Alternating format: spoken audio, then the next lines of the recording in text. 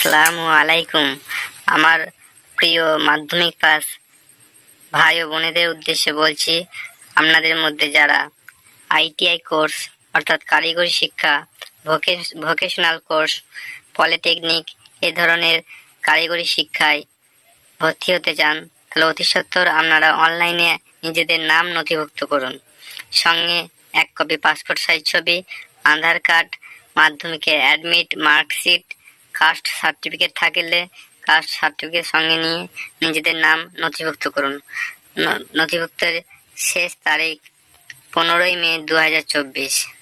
15ই মে 2024-এর আগে যারা আইটিআই কিংবা ভোকেশনাল কোর্স কিংবা পলিটেকনিক এ ধরনের কোর্স করতে ইচ্ছুক, সেসব ছাত্রছাত্রীদের উদ্দেশ্যে বলছি, আপনারা অতি সত্বর অনলাইনে নিজেদের নাম নথিভুক্ত করুন। নথিভুক্তের শেষ তারিখ 15ই মে 2024।